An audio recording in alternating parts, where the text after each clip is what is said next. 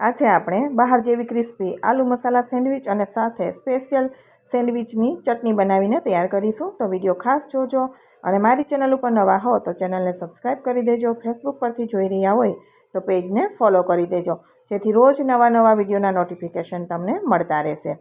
તો સેન્ડવિચ બનાવવા માટે પહેલાં આપણે બટેટા બાફેલા લીધા છે 500 ગ્રામ. બટેટાને આપણે આ રીતે ફોકથી મેશ કરી દઈશું. મેસરથી પણ કરી શકાય, તમારી ચોઈસ અકોર્ડિંગ તમે કરી શકો છો. બટેટાને આપણે સરસ રીતે મેશ કરી દઈએ. ત્યાર પછી આપણે એના માટે મસાલો બનાવીશું બટેટાના સ્ટફિંગ માટે. તો એના માટે મેં અહીંયા લીધો છે કાદુનો ટુકડા, એના 2 ટુકડા કરી દીધા છે. તીખું તમને પસંદ હોય એ પ્રમાણે મરચાંનો ઉપયોગ કરવાનો. મેં 1 મરચાંના નાના ટુકડા કરી દીધા છે. સાથે જીરું 1 ચમચી ભરીને આખા ધાણા અને લીલા કચરા કાપેલા ધાણા નાખી દીધા છે. બધાને આપણે આ રીતે વાટી લઈશું, જેથી એકદમ આપણે જે ખાણીમાં હોય એ રીતે વટાઈ અને તૈયાર થઈ જશે. તો આ રીતે તૈયાર થઈ ગયેલું સાઈડમાં રાખી દઈ મસાલો, અને આપણે સેન્ડવિચનો વઘાર કરીશું.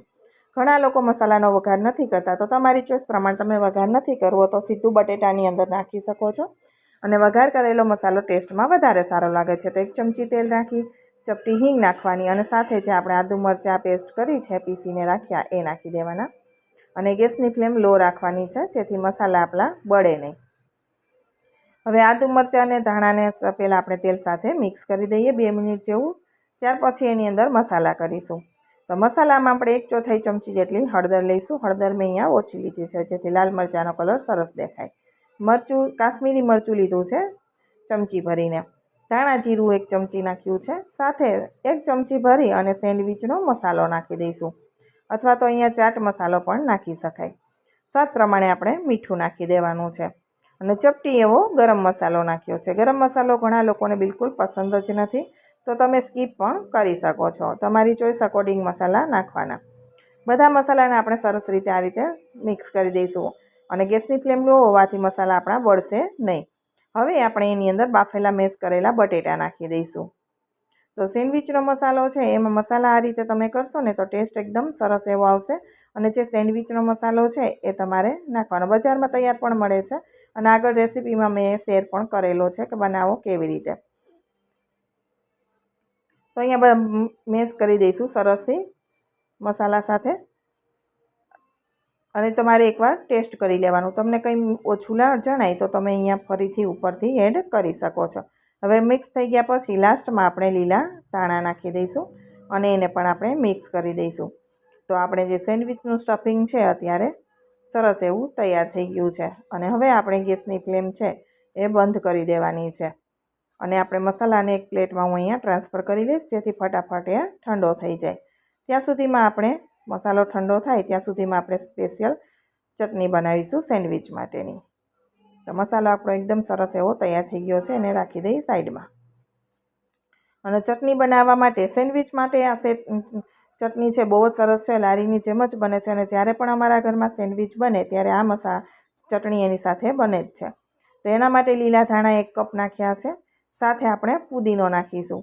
તો 4 થી 5 ડાળીઓ છે મેં તોડીને લીધી છે, જેને આપણે પાંદડા આ રીતે અલગ કરી અને નાખી દઈશું. અને પુદીનાના પાન નાખ્યા પછી આપણે એની અંદર આદું નાખીશું. 1 મોટો ટુકડો આદુનો છે એને નાના ટુકડા કરી અને એ નાખી દઈશું. તીખાશ જોઈએ એ પ્રમાણે મરચાંનો ઉપયોગ કરવાનો. હું અહીંયા 2 લીલા મરચાં નાખું છું. મરચાં નાખ્યા પછી આપણે મસાલા કરીશું થોડા. તો એના માટે આપણે જીરું નાખીશું આખું, જે ચટણીનો ટેસ્ટ પણ એકદમ સરસ એવો આવે છે. ત્યાર પછી આપણે નાખીશું સેન્ડવિચનો મસાલો, ચમચી ભરીને નાખવાનો છે, જેથી આપણી ચટપટી એવી ચટણી બનીને તૈયાર થશે અને સરસ એવી ખાવામાં લાગશે. સાથે આપણે થોડું મીઠું નાખીશું, કેમ કે આપણે સંચળ પણ નાખવાનો છે, એટલે આપણે 1/4 ચમચી જેટલું જ મીઠું નાખીશું, અને 1 ચમચી ભરીને આપણે સંચળ નાખીશું.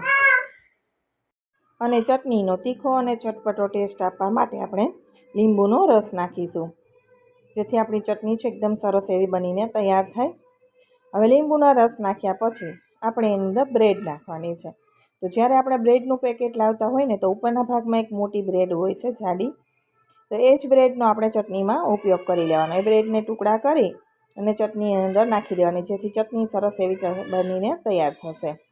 હવે બ્રેડના ટુકડા નાખ્યા પછી આપણે ચટણીનો કલર જે લારી ઉપર આપણે જતા હોઈએ તો એકદમ ગ્રીનિશ હોય છે, એવો જ કલર લાવવા માટે એની અંદર આપણે બરફ નાખવાનો છે. તો અહીંયા વાટકી ભરી અને મેં બરફના ટુકડા લીધા હતા.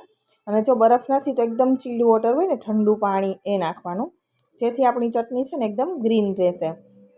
હવે આપણે ચટણીને પીસી લેવાની છે. તો અહીંયા ચટણી પીસાઈને તૈયાર થઈ ગઈ છે. પાણીનું પ્રમાણ તમને પાતળી ઘાટી જોઈએ પ્રમાણ લેવાનું. બ્રેડ ઉપર લગાવવાની હોય તો થોડી મેં પાતળી રાખી છે, અને તમને પસંદ હોય એ પ્રમાણે તમે ઘાટી પણ રાખી શકો છો. તમારી ચોઈસ અકોર્ડિંગ પાણી લેવાનું. હવે આપણે એને એક સાઈડમાં કાઢી દઈશું બોલની અંદર. તો એકદમ સરસ આપણી સેન્ડવિચ માટેની ગ્રીન ચટણી બનીને હવે તૈયાર થઈ ગઈ છે. તો ચટણીને આપણે હવે સાઈડમાં રાખી દઈશું, અને હવે આપણે સેન્ડવિચ માટે બ્રેડ લઈ લઈશું. તો અહીંયા બ્રેડ મેં લીધેલી છે. હવે બ્રેડની સ્લાઇસ લઈને એની ઉપર પહેલાં આપણે બટર લગાવી દેવાનું છે. બટર સ્પ્રેડ કરી દઈશું. ત્યાર પછી એની ઉપર આપણે ગ્રીન ચટણી સ્પ્રેડ કરી દેવાની છે. તો ગ્રીન ચટણીથી ખાસ જોઈએ પ્રમાણ ચટણી બનાવવાની, અને આ રીતે પહેલાં બટર અને પછી ગ્રીન ચટણી આપણે સ્પ્રેડ કરી દઈશું. અને ત્યાર પછી આપણે એની ઉપર બટેટાનો મસાલો લગાવવાનો છે. તો એને પણ આપણે ચપ્પુ કે ચમચી જે પણ તમને નાઇફથી ફાવે તો એ રીતે બટેટાના મસાલાને આપણે સ્પ્રેડ કરી દેવાનો છે આખી બ્રેડ ઉપર. તો આ રીતે આપણે મસાલો આખી બ્રેડમાં આપણે સ્પ્રેડ કરી અને બ્રેડને આપણે મસાલાવાળી છે એને સાઈડમાં રાખી દઈએ. અને બીજી બ્રેડ લઈશું જેની ઉપર તમે લસણની ચટણી પણ અહીંયા લગાવી શકો છો. લસણ, કાશ્મીરી મરચું, મીઠું નાખી અને પીસી લેવાની સરસ રીતે, અને એ પણ તમે અહીંયા લગાવી શકો છો તમારી ચોઈસ અકોર્ડિંગ. મેં અહીંયા ખજૂર આમલીની ચટણી લગાવી છે. એક બાજુ ગ્રીન ચટણી. હવે આપણે એને શેકીશું. તો તમે ટોસ્ટરમાં પણ શેકી શકો છો, પરંતુ આ રીતે તવામાં શેકવાથી ક્રિસ્પી એકદમ સરસ એવી થાય છે. તો પેન લઈ અને એની અંદર પહેલાં આપણે બટર લગાવી દેવાનું છે, અને ત્યાર પછી આપણે એની ઉપર જે સેન્ડવિચ છે એ રાખી દઈશું. ગેસની ફ્લેમ મીડિયમ રાખી અને શેકીશું થોડીવાર માટે. 3 મિનિટ જેવો સમય થાય પછી આપણે એની સાઈડ પલટાવી દઈશું, અને જે ઉપરનો ભાગ હોય ને એમાં પણ બટર લગાવી દેવાનું, જેથી કરીને સેન્ડવિચ છે ને બંને બાજુ એકદમ સરસ એવી ક્રિસ્પી બની જાય. તો આ રીતે બંને બાજુ આપણે શેકી અને બધી સેન્ડવિચ આ રીતે તૈયાર કરીશું. તો જ્યારે તમે એકવાર સેન્ડવિચ બનાવો ને તો આ રીતે તવા ઉપર અને બટર લગાવીને તૈયાર ટ્રાય કરજો. બટર ના હોય તો ઘરનું ઘી લગાવીને પણ કરી શકાય. તો તમને એકદમ લારી જેવો જ સ્વાદ આવશે. અને બીજું કે બટેટાની ઉપર તમે કેપ્સિકમ, ડુંગળી, ટામેટું, પછી સેન્ડવિચનો મસાલો, ચીઝ વગેરે તમારી ચોઈસ અકોર્ડિંગ તમે કરી શકો છો. મેં આગળ ઘણી રીતે અલગ રીતે સેન્ડવિચ શેર કરેલી છે, અને આજે મેં સિમ્પલ સાદી આલુ મસાલા ટોસ્ટ બનાવી છે, જે દર વખતે અલગ અલગ સેન્ડવિચ મારી ચેનલ ઉપર શેર કરેલી છે, ત્યાંથી તમે જોઈ શકો છો. હવે સેન્ડવિચ તૈયાર થઈ ગયા પછી આપણે એને કટિંગ કરી દઈશું. તો એકદમ સરસ એવી ચટણી અને આપણી સેન્ડવિચ બનીને તૈયાર થઈ ગઈ છે. ફરી મળીશું નવા વિડીયો સાથે. આવજો, બાય બાય.